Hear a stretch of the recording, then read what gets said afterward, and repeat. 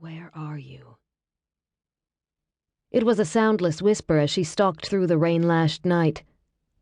Joshua hadn't taken a life yet, hadn't killed or maimed.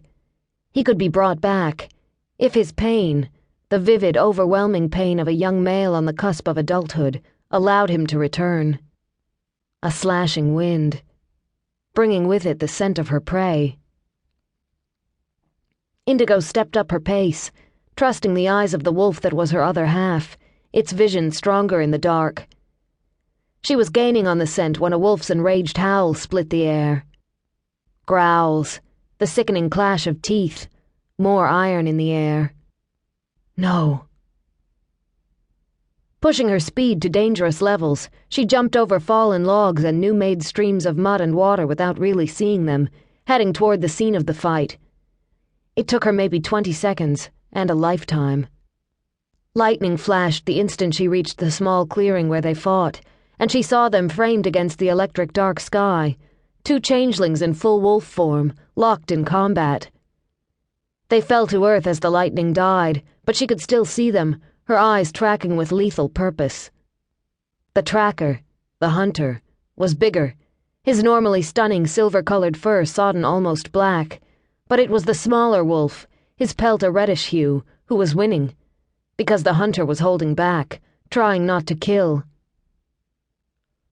Aware her drenched clothing would make stripping difficult, Indigo shifted as she was. It was a searing pain and an agonizing joy, her clothes disintegrating off her, her body turning into a shower of light before forming into a sleek wolf with a body built for running. She jumped into the fight just as the red wolf, Joshua, slashed a line into his opponent's side. The bigger wolf gripped the teenager's neck. He could have killed then, as he could have earlier, but he was attempting only to subdue. Joshua was too far gone to listen. He reached out, trying to go for the hunter's belly. Teeth bared, Indigo leaped. Her paws came down on the smaller wolf, holding his struggling, snarling body to the earth. She didn't know how long they stood there, holding the violent wolf down, refusing to let him go over that final destructive edge. The hunter's eyes met hers. A brilliant copper in his wolf form, they were so unusual she'd never seen the like in any other wolf, changeling or feral.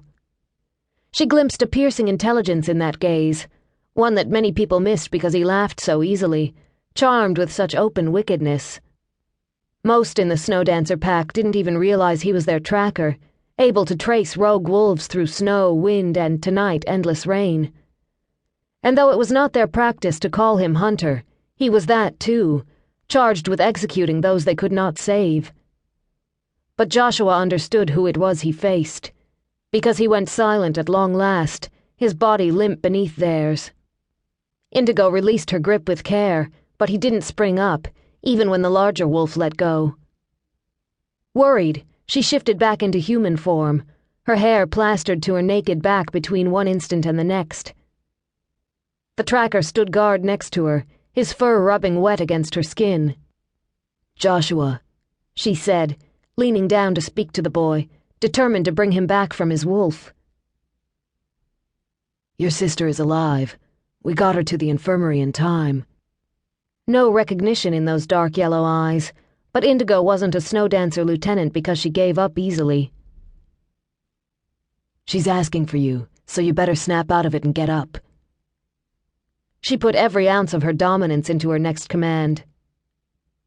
"Right now." A blink from the wolf, a cocked head. As Indigo watched, he rose shakily to his feet. When she reached for him, he lowered his head, whimpering. "Shh," she said, gripping his muzzle and staring straight into those wolf-bright eyes. His gaze slid away. Joshua was too young, too submissive in comparison to her strength, to challenge her in that way. "I'm not angry," Indigo said, ensuring he heard the truth in her words, in the way she held him. Firm, but not in a grip that would cause pain. "But I need you to become human." Still no eye contact. But he heard her, because the next instant the air filled with sparks of light, and a split second after that